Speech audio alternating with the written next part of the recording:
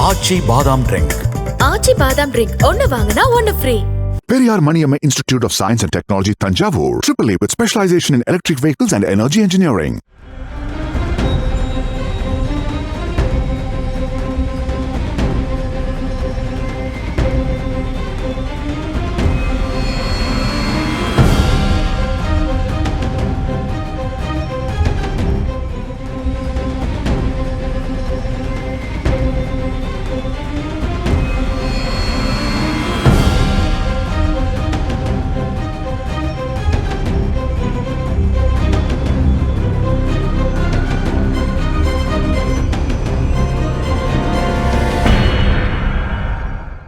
இந்தியாவின் முதல் பெண் மருத்துவரை பெற்ற புதுக்கோட்டை மாவட்டத்திற்கு மருத்துவக் கல்லூரி அமைக்க வேண்டும் என்ற பல ஆண்டு கோரிக்கையை ஏற்று 2011ஆம் ஆண்டு திமுக ஆட்சியில் அப்போதைய முதலமைச்சர் கலைஞர் கருணாநிதி புதுக்கோட்டையில் மருத்துவக் கல்லூரி கட்டுவதற்கு அடிக்கல் நாட்டினார். இடம் தேர்வு செய்யும் பணிகளை அப்போதைய மாவட்ட ஆட்சியர் சுகந்தி மேற்கொண்டிருந்தார். ஆனால் ஆட்சி மாற்றத்திற்கு பின் அதிமுக ஆட்சியில் கிடப்பில் போடப்பட்ட இந்த மருத்துவக் கல்லூரி கட்டுமானத்தை தொடங்க வேண்டும் என புதுக்கோட்டை சட்டமன்ற உறுப்பினர் தோழர் முத்துக்குமரன் வலியுறுத்தினார். இந்த கோரிக்கையை சட்டமன்றத்தில் பேசுவதற்காக தனது கட்சியின் தேசிய மாநாட்டிற்கு செல்லாமல் சட்டமன்றத்திற்கு செல்ல திட்டமிட்டிருந்த அவர் முதல் நாள் விபத்தில் உயிரிழந்தார். பின்னர் சுகாதாரத்துறை விஜயபாஸ்கர் இந்த மருத்துவக் கல்லூரி கோப்புகளை மீண்டும் எடுத்து அரசு நிதி ஒதுக்கீடு பெற்று 11 மாதங்களில் கட்டுமான பணிகளை முடித்து 2017 ஜூன் 6ஆம் தேதி அன்று அப்போதைய முதலமைச்சர் எடப்பாடி பழனிசாமி திமுக சட்டமன்ற உறுப்பினர்களை புறக்கணித்து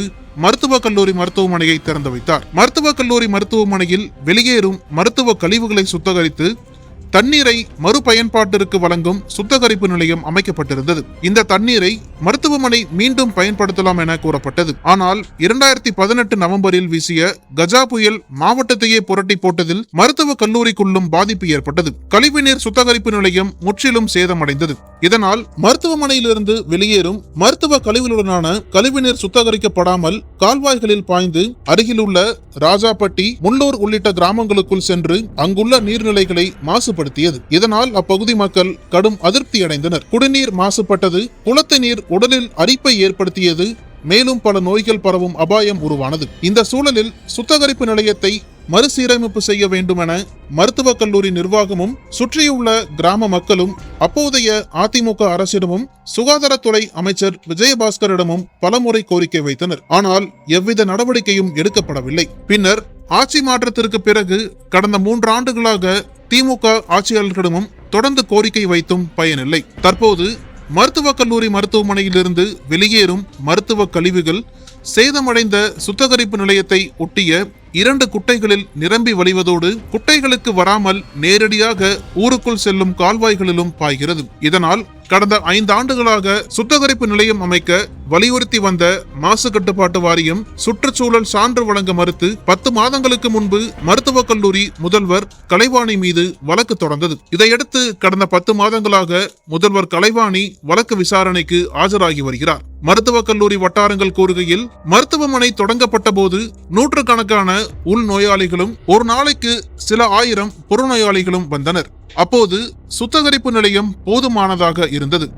ஆனால் தற்போது உள் நோயாளிகள் ஆயிரக்கணக்கில் தங்கியுள்ளனர். மேலும் ஒரு நாளைக்கு சுமார் 3000 முதல் 5000 புறநோயாளிகள் வருகின்றனர். நூற்றுக்கணக்கான அறுவை சிகிச்சைகளும் நடைபெறுகின்றன.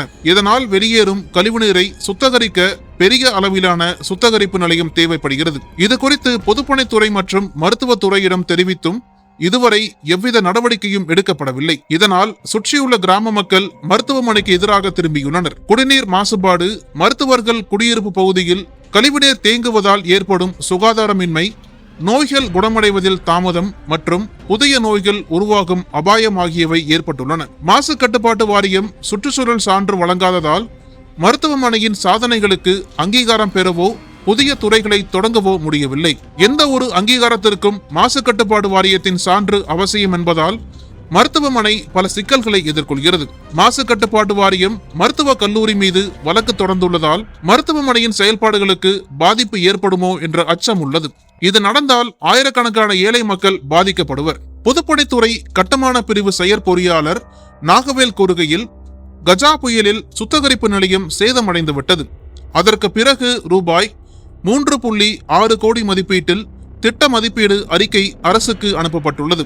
நிதி கிடைத்தவுடன் உடனடியாக சுத்திகரிப்பு நிலையம் அமைக்கப்படும் என்றார். மாசு கட்டுப்பாட்டு வாரிய அதிகாரி கூறுகையில், எந்த ஒரு நிறுவனத்திற்கும் மாசு கட்டுப்பாடு அவசியம். பல ஆயிரம் மக்கள் கூடும் இடத்தில் மருத்துவ கழிவுநீர் தேங்குவதால் பொதுமக்களுக்கு ஆபத்து ஏற்பட்டுள்ளது. பல முறை வலியுறுத்தியும் சுத்திகரிப்பு நிலையம் அமைக்கப்படாததால் துறை ரீதியாக மருத்துவக் கல்லூரி முதல்வர் மீது வழக்கு தொடரப்பட்டுள்ளது என்றார். அப்பகுதி கிராம மக்கள் கூறுகையில், மருத்துவக் கல்லூரி வந்தபோது மகிழ்ச்சி அடைந்தோம்.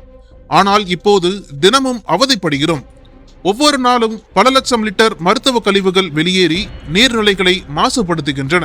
கிணற்று நீரை குடிக்க முடியவில்லை. குளத்து நீரில் கை கால் கழுவ முடியவில்லை. மேலும் நகரில் உள்ள செப்டி டேங்குகளை சுத்தம் செய்து கொண்டு வரும் கழிவுகளை இரவு நேரங்களில் எங்கள் கால்வாய்களில் கொட்டுவதால் மிகவும் பாதிக்கப்படுகிறோம் என்று வேதனையுடன் தெரிவித்தனர். புதுக்கோட்டை சட்டமன்ற உறுப்பினர் டாக்டர் முத்துராஜா கூறுகையில், கஜா புயலில் சுத்திகரிப்பு நிலையம் சேதமடைந்துவிட்டது. இதற்கு நிதி கோரியுள்ளோம். இந்த ஆண்டு நிதி கிடைத்து புதிய சுத்திகரிப்பு நிலையம் அமைக்கப்படும். அருகில் உள்ள கிராம மக்களின் பாதிப்பை தவிர்க்க கழிவுநீர் ஊருக்குள் செல்லாமல் திருப்பிவிட ஏற்பாடு செய்யப்பட்டுள்ளது. விரைவில் இதற்கு தீர்வு கிடைக்கும் என்றார். இது தொடர்பாக 2025 மார்ச் 12-14 இதழில் நக்கீரன் இணையதளத்தில் நீதிமன்றத்தில் ஆஜராகும் முதல்வர், சர்ச்சையில் சிக்கிய மெடிக்கல் கல்லூரி, புதுக்கோட்டையில் நடந்த அவலம் என்ற தலைப்பில் வீடியோ செய்தி வெளியிடப்பட்டிருந்தது. இந்நிலையில் இன்று புதுக்கோட்டை மருத்துவக் கல்லூரி மருத்துவமனையில் செய்தியாளர்களை சந்தித்த சட்டமன்ற உறுப்பினர் முத்துராஜா, கஜா புயலில் பழுதடைந்த சுத்திகரிப்பு நிலையத்திற்கு பதிலாக 1000 KLD திறன் கொண்ட ரூபாய் 3.6 கோடி மதிப்பீட்டில் புதிய சுத்திகரிப்பு நிலையம் அமைக்க முதலமைச்சரிடம் கோரிக்கை வைத்தோம். அந்த கோரிக்கையை ஏற்று முதலமைச்சர் உத்தரவிட்டுள்ளார். விரைவில் பணிகள் தொடங்கி 6 மாதங்களுக்குள் பயன்பாட்டிற்கு வரும். மக்களுக்காக நடவடிக்கை எடுத்த முதலமைச்சர், துணை முதலமைச்சர், மக்கள் நல்வாழ்வுத்துறை அமைச்சர் ஆகியோருக்கு தொகுதி மக்கள் சார்பாக நன்றி தெரிவிக்கிறேன் என்றார். நக்கீரன் செய்தியின் வெளிப்பாட்டால் 7 ஆண்டுகளாக கிடப்பில் இருந்த இந்த பணி நிறைவேறுவது சிறப்பானது.